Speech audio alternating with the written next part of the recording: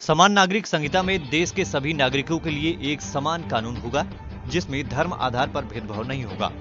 आम जनता इस कदम को किस नजरिए से देखती है, इस विषय को लेकर हमने कुछ लोगों से बातचीत की।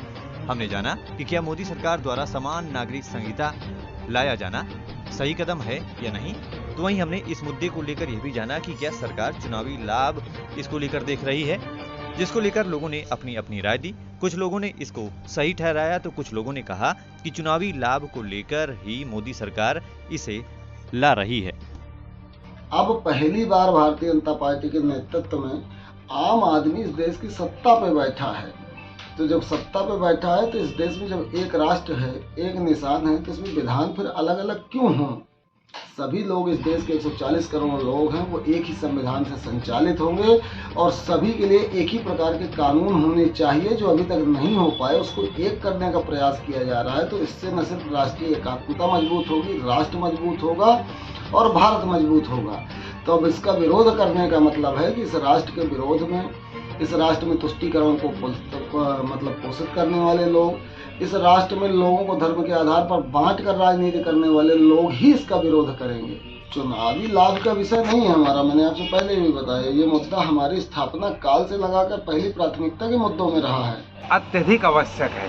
73 वर्षों से ये ये मान लीजिए कि अपने संविधान में जो लागू करने की इच्छा थी संविधान निर्माताओं द्वारा, जो भी सदस्य थे अम्बेडकर जी थे, उनकी शक्ति उस समय से ये लटका हुआ था। कांग्रेस गवर्नमेंट रही, बीच में अन्य दलों की भी सरकारें रही, लेकिन किसी की इच्छा शक्ति मजबूत नहीं रही कि इस चीज़ को लागू कराए।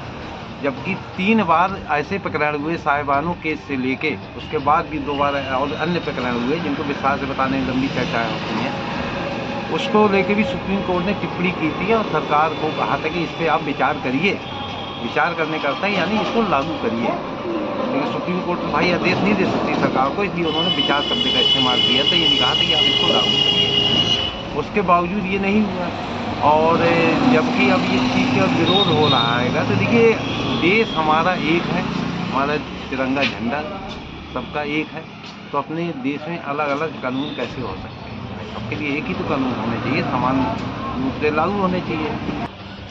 जी, जिस तरीके से आज एक चर्चा का विषय है लोगों में समान नागरिक संहिता को लेकर के, इसमें बहुत सारे खुश भी हैं, बहुत सारे लोग खुश भी हैं, नाखुश भी हैं।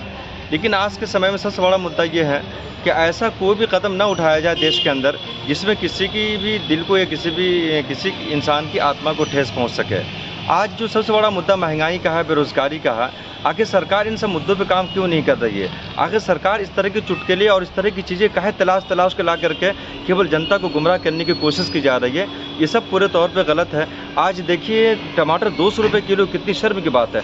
लेकिन सरकार इन जैसे गंभीर मुद्दों पे काम क्यों नहीं कर रही है? सरकार को इन गंभीर मुद्दों पे काम करनी चाहिए। बाकी हिंदू राष्ट्र बनना न बनना ये एक अलग विषय है। बिल्कुल जिस हिसाब से इन्होंने चुनाव के लास्ट टाइम में जिस हिसाब से एक बड़ा मुद्दा ला करके जनता के सामने ला के खड़ा किया, इस हिसाब से पूरे तौर पे इनको लग रहा है कि पूरा अपनी सरकार दोबारा लाने की कोशिश कर रहे हैं ये लोग और अपने फ़ायदे के लिए इस कदम को उठाया जा रहा है। देखिए, सबसे महत्वपूर्ण जो चीज़ है, आज हम बेरोजगारों के पास न नौकरी है न कुछ है और महंगाई इतनी चरम सीमा में है कि पूरी आम जनता परेशान है। तो ये जो मोदी सरकार कर रही है, तो कहीं ना कहीं ये जनता का ध्यान भटकाने के लिए कभी यूसीसी, कभी ट्रिपल तलाक वगैरह वगैरह जो भी ला रही है, सब ध्यान भटकाने के मुद्दे हैं और कुछ नहीं है। अपने आसपास की तमाम छोटी और बड़ी खबरों से जुड़े रहने के लिए बने रहें पब्लिक वाइब के साथ। अभी अपने मोबाइल फ़ोन पर डाउनलोड करें पब्लिक वाइब ऐप।